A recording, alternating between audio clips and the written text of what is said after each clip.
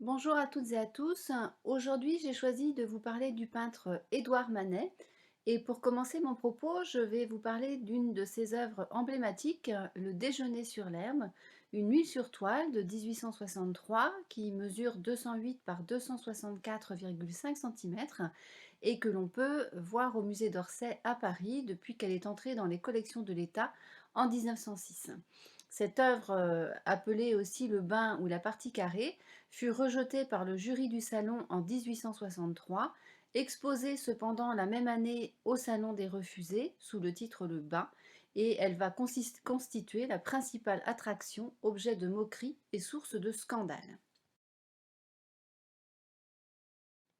Pourtant, l'artiste revendique dans cette toile l'héritage des maîtres anciens et s'inspire directement de deux œuvres qui sont conservées au Louvre, dont celle-ci, le Concert champêtre du Titien, œuvre qui était alors attribuée au peintre Giorgione. Cette première référence lui fournit le sujet. Deux jeunes hommes, l'un vêtu d'un costume rouge à manches bouffantes, jouant du luth, l'autre, cheveux blonds, les pieds nus, habillés simplement, sont assis au centre d'un paysage vallonné, baigné par le soleil couchant. Ils sont entourés de deux femmes nues. L'une se tient debout à l'écart et verse de l'eau dans une fontaine. L'autre, assise de dos, joue de la flûte. À l'arrière-plan, sous le bosquet d'arbres, un berger garde ses moutons. Ce thème de la musique, au milieu d'un paysage serein, évoque une allégorie de la poésie, dont les symboles, la flûte et l'eau versée, sont partagés entre les deux femmes nues à la beauté idéale. Ces figures irréelles n'existent que dans l'imagination des deux hommes qu'elles inspirent. Ce goût était répandu à Venise au début du XVIe siècle pour la représentation simultanée du visible et de l'invisible. Pour la disposition du groupe central, Édouard Manet s'inspire d'une gravure d'après l'œuvre de Raphaël, Le Jugement de Paris, et notamment le groupe à droite sur la gravure. Quelques années plus tard, le peintre Pablo Picasso s'inspirera de cette même gravure, mais cette fois-ci de sa partie gauche, pour son œuvre célèbre Les Demoiselles d'Avignon. Pourquoi alors le scandale? Parce que dans l'œuvre de Manet, la présence d'une femme nue au milieu d'hommes habillés n'est justifiée par aucun prétexte ni mythologique ni allégorique. La modernité des personnages dans leurs habits contemporains et donc facilement identifiables rend obscène cette scène qui devient presque irréelle. C'est pour cela que Manet surnommait son œuvre la partie carrée, puisqu'on voyait dans les deux femmes nues des prostituées. Le panier renversé, symbole de luxure, confirme que l'interprétation de la toile n'est plus allégorique ou mythologique, mais plutôt érotique, d'où le scandale. Au centre, la femme nue est Victorine Meurant, le modèle le plus fréquemment utilisé par Manet. Au centre, le peintre représente Ferdinand Linhoff, son beau-frère. L'homme accoudé à demi étendu sur l'herbe est Eugène Manet, qui épousera Berthe Morisot. Par ailleurs, le style et la facture choquèrent presque autant que le sujet. En effet, l'artiste abandonne les habituels dégradés pour donner des contrastes brutaux entre l'ombre et la lumière. On va lui reprocher sa manie de voir par tâches. Les personnages ne semblent pas parfaitement intégrés dans le décor de sous-bois, qui par ailleurs est davantage esquissé que peint, où la perspective est ignorée et la profondeur absente. Ainsi, la femme à l'arrière-plan qui se baigne est beaucoup trop grande par rapport à sa position dans le tableau. La femme au premier plan semble tenir son image comme si elle portait un masque. Au premier plan est représenté le contenu d'un pique-nique, une nature morte donc, dans le tableau, avec des fruits, un pain, des cerises sur un lit de feuilles et un panier de fruits renversé sur les vêtements de la femme, un habit bleu à pois. Finalement, Manet s'est inspiré d'un sujet classique dans la peinture galante, la représentation de deux couples dans un parc, tel qu'illustré dans cette œuvre La partie carrée d'Antoine Watteau en 1713. Édouard Manet naît à Paris le 23 janvier 1832. Il est le fils d'Auguste Manet, haut fonctionnaire au ministère de la Justice, et d'Eugénie Désirée Fournier, fille d'un diplomate en poste à Stockholm. Entre 1844 et 1848, il fait ses études au collège Rollin, où il rencontre Antonin Proust, qui deviendra le premier ministre de la Culture de la République. Au cours de ces années, Il se serait rendu au Louvre avec l'oncle d'Édouard Manet, qui encourage le talent de son neveu pour le dessin. En juillet 1848, Manet échoue au concours d'entrée de l'école navale et en décembre, il s'embarque en direction de Rio de Janeiro sur le bateau-école Havre et Guadeloupe.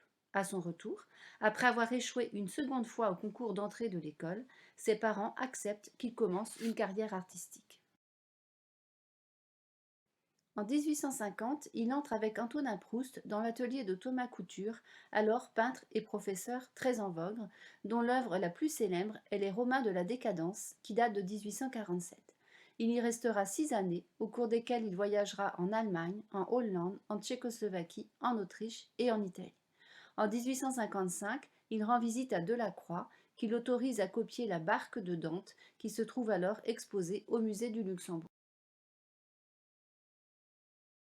En avril 1859, il essuie un premier refus au Salon avec cette œuvre Le buveur d'absinthe. L'œuvre séduit cependant deux artistes de la génération romantique, Delacroix, qui avait émis un avis favorable, et Baudelaire, qui avait publié en 1851 Du vin et du hashish. En apprenant le refus, Manet aurait dit « J'ai fait un type de Paris, étudié à Paris, en mettant dans l'exécution la naïveté du métier que j'ai retrouvé dans le tableau de Velázquez, on ne comprend pas. On comprendra peut-être mieux si je fais un type espagnol. » C'est aussi pour Manet la dernière rencontre avec son maître Thomas Couture qui vient voir l'œuvre dans l'atelier de son élève. Il lui dira « Cher ami, il n'y a qu'un buveur d'absinthe, c'est le peintre qui a produit cette absurdité. » Cette œuvre représente une figure en pied sur fond monochrome avec de grandes surfaces non dégradées. Un ivrogne, une bouteille qui roule au sol, un verre d'absinthe, jamais plus Manet ne représentera avec une telle crudité le thème de la boisson et de la solitude du buveur. En 1873, il soulignera plutôt la bonhomie de ce buveur de bière qui bientôt remplacera l'absinthe dans les cafés et qui deviendra l'enseigne d'une brasserie du quartier latin. Ici, le modèle est Émile Bello, un graveur et lithographe qui fréquente comme Manet le café Gerbois. Il aura fallu près de 80 séances de pose pour ce portrait qu'il réalise au retour d'un voyage en Hollande, au cours duquel il a été fasciné par les œuvres de Frans Hals, l'un des peintres les plus célèbres du siècle d'or hollandais.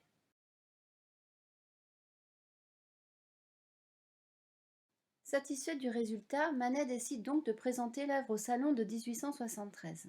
Contrairement à toute attente, après 12 années d'incompréhension et de critiques féroces, l'œuvre reçoit les éloges du public et de la critique. C'est en fait le sujet qui attire la sympathie, car on y entrevoit force et simplicité. Un type, un gros bonhomme, aux mœurs simples, tranquilles et philosophes, dira un critique.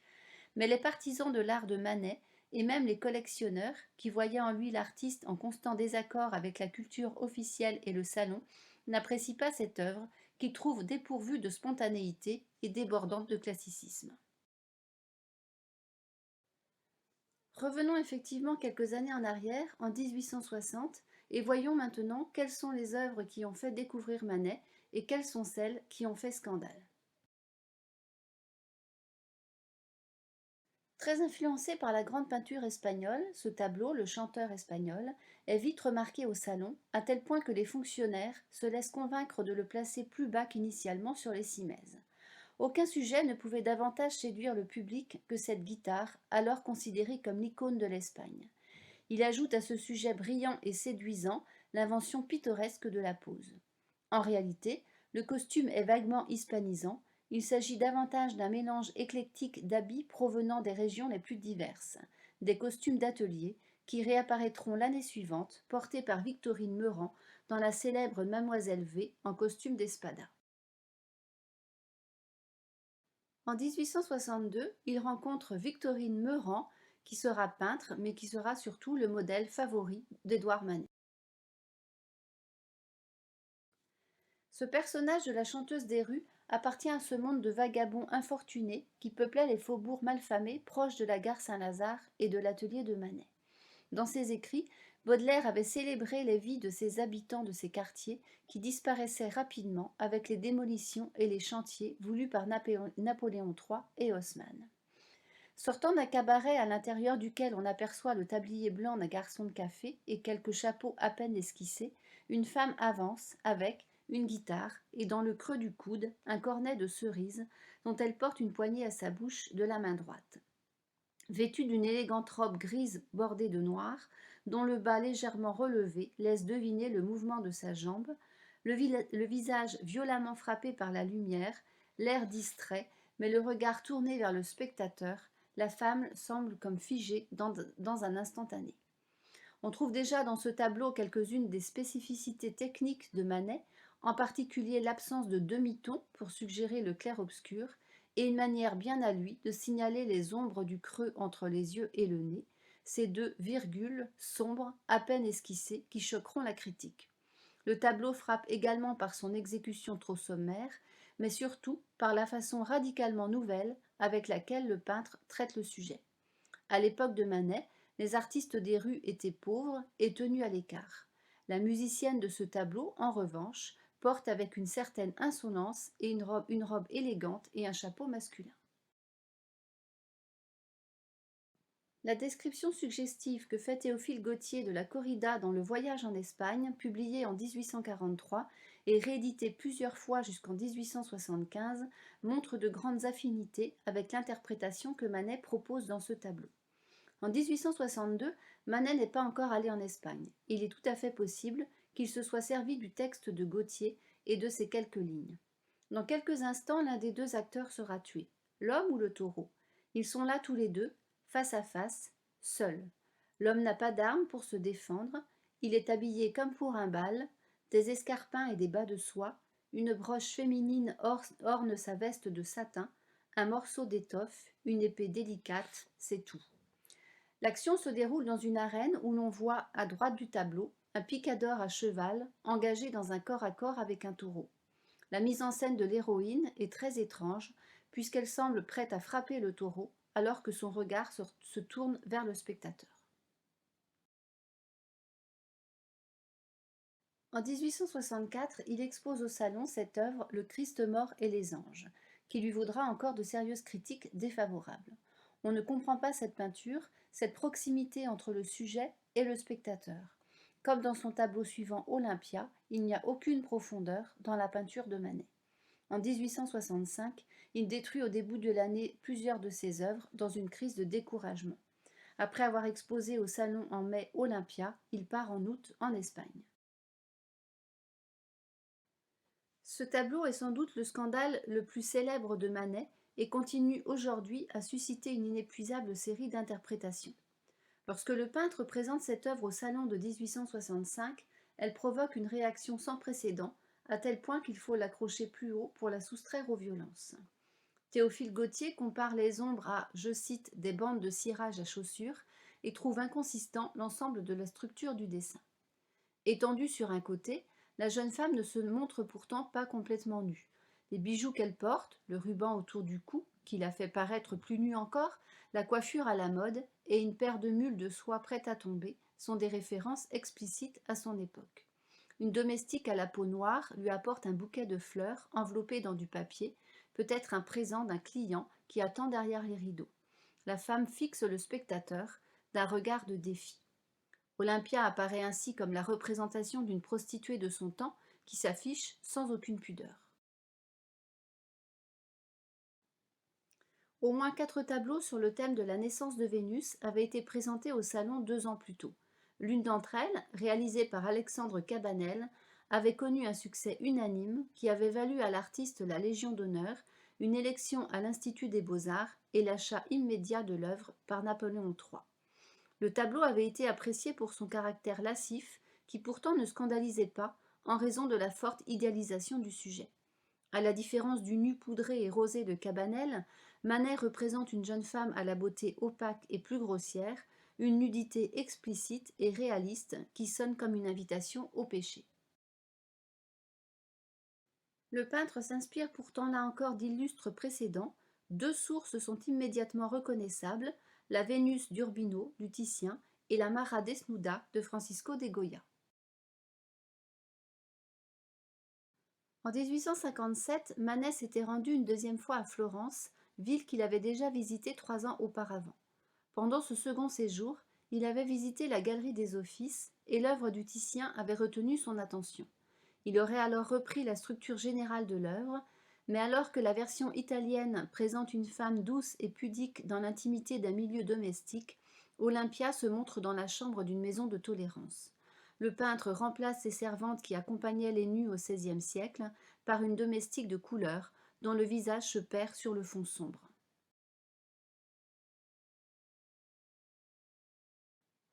Face aux critiques qui s'élèvent, Manet en sort détruit. Personne n'a remarqué l'extraordinaire déclinaison de blanc et les audacieux contrastes ton sur ton que présente le tableau, ni la rare modernité du bouquet de fleurs, véritable explosion de couleurs au centre de la composition. L'année suivante, Zola prendra la défense de Manet dans son compte-rendu du salon. C'est aussi l'année au cours de laquelle il rencontre Cézanne, Monet, Zola, Renoir et Basile au célèbre café Gerbois, rendez-vous favori des jeunes artistes. En mai 1867, il organise à ses frais une exposition particulière en marge de l'exposition universelle. En 1868, il rencontre Berthe Morisot, qui posera pour le balcon en septembre. Réalisée au cours de l'hiver 1868-1869, l'œuvre rassemble 3 jeunes artistes proches de la famille Manet. Représentée debout, la jeune violoniste Fanny Claus. Au centre, le peintre paysagiste Guillemet et assise au premier plan, Berthe Morisot. À l'arrière-plan, dans la pénombre, on aperçoit le jeune Léon, le fils de Manet, qui porte un plateau. L'œuvre intrigue. On ne sait pas bien ce que ces honnêtes personnes font à leur balcon, note-t-on dans la Gazette des Beaux-Arts. Les 3 artistes se présentent en effet comme des bourgeois un peu guindés, indifférents les uns aux autres, regardant dans des directions différentes. La présence du chien à la balle, pas plus que l'hortensia ou le titre, ne fournissent d'explication. Il n'y a pas non plus d'harmonie entre les couleurs et l'ensemble est perçu comme discordant. La coloration à la fois blafarde et criarde produit sur l'œil l'effet du grincement de scie sur l'oreille, note-t-on encore dans la Gazette de France. Achetée par le peintre Gustave Caillebotte en 1884, la toile annonce le dispositif spatial du fameux Jeune homme à la fenêtre.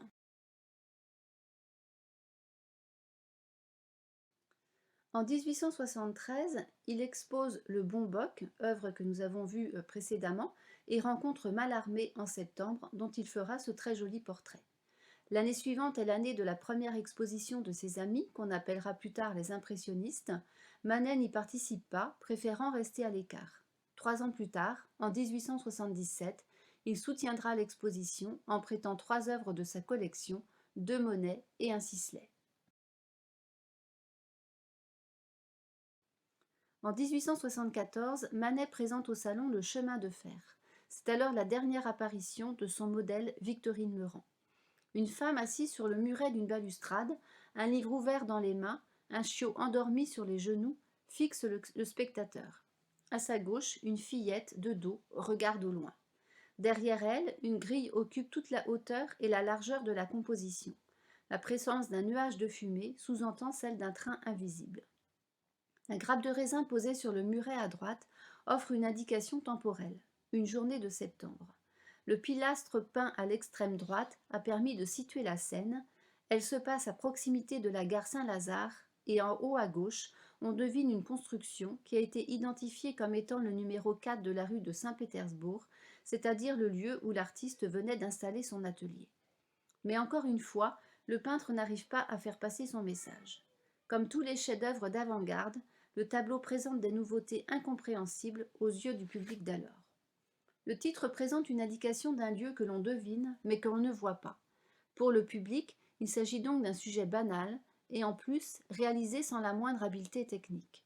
En effet, sur certaines parties, comme dans la robe blanche de la fillette, la couleur est étendue en couches si fines qu'elle laisse voir la trame de la toile. Sur d'autres, comme sur la robe bleue de la femme, le peintre se sert d'une épaisse couche de matière pour créer des mélanges plus riches.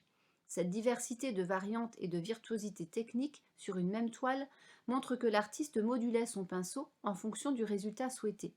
Légèreté pour la mousseline de la robe de la fillette et le rendu de la vapeur semi-transparente, épaisseur pour la robe sombre de la femme et pour la grille. D'autres caractéristiques dérangent le public du salon. Le regard de la femme, tourné vers le spectateur, et le cadrage jugé trop rapproché. Ces deux détails obligent le spectateur à une trop grande proximité et à une participation directe avec l'espace pictural. En plus, les deux personnages regardent dans des directions différentes. Le spectateur ignore à la fois ce que regarde la femme et ce que contemple la fillette qui est cachée par la vapeur. Pour le philosophe Michel Foucault, il dit « C'est la première fois que la peinture nous montre quelque chose d'invisible. Leurs regards sont là pour nous indiquer qu'il y a quelque chose à voir, quelque chose qui, par définition et par la nature même de la peinture et de la toile, est nécessairement invisible. » Cette œuvre est le résultat d'une longue réflexion d'atelier et est différente de ce que proposera Claude Monet, qui s'attachera, lui, aux impressions de lumière et d'atmosphère. La gare Saint-Lazare et plus généralement les gares pleines de trains et les grandes structures métalliques comme le pont de l'Europe, images du progrès industriel, deviendront quelques années plus tard l'un des sujets favoris des impressionnistes. En 1876, alors que le salon lui refuse ses œuvres, Manet ouvre son atelier au public pour présenter les tableaux refusés et d'autres œuvres. L'année suivante, le salon accepte une œuvre mais refuse Nana, que l'artiste expose alors dans la vitrine d'un commerce de luxe, boulevard des Capucines.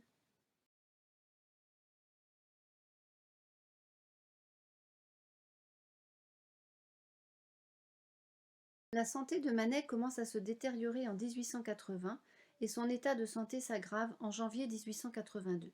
Il expose encore cette année-là un bar aux Folies Bergères. Avec cette œuvre de grand format qui appartient à la série des scènes de café parisien, Manet tente pour la dernière fois de conquérir le public du salon. Les Folies Bergères, ouvertes depuis 1869, étaient une salle de spectacle à la mode. On distingue en haut à gauche de la toile les jambes tronquées d'un trapéziste. C'était aussi un lieu de rencontre, sinon de prostitution, fréquenté par une société composite et bigarrée. Le bar représenté par Manet se trouvait au premier étage, à droite de la scène. Le premier plan présente une très belle nature morte, tandis que le fond est un miroir dans lequel se reflète toute la salle, avec des messieurs en haute forme et des femmes élégantes. Entre les deux, Manet peint une serveuse inactive, au regard las, absent, indifférente à l'homme qui lui parle. Manet a composé ce tableau dans son atelier et a pris pour modèle une serveuse de l'établissement. Le 20 avril 1883, Manet doit se faire amputer de sa jambe gauche. Il meurt le 30 avril et est enterré le 3 mai au cimetière de Passy. Le drap qui recouvre son cercueil est tenu par Théodore Duret, Philippe Burti, Alfred Stevens, Antonin Proust, Émile Zola et Claude Monet. À noter que sa seule élève, Eva González, mourra seulement quelques jours plus tard après avoir donné naissance à son premier enfant. En guise de conclusion, revenons quelques instants sur l'œuvre du début, Le Déjeuner sur l'herbe. Dès 1865, Claude Monet commence à peindre sa version en réponse à celle de Manet. Toutefois, cet immense tableau de 4,6 mètres sur plus de 6 mètres est resté inachevé. Il représente une scène plus socialement acceptable d'un pique-nique bourgeois où les accents de lumière sont plus importants que le sujet. Le jeu subtil d'ombre et de lumière démontre les avantages de la peinture de plein air ou sur le motif et contraste avec la lumière d'atelier peu naturelle de Manet.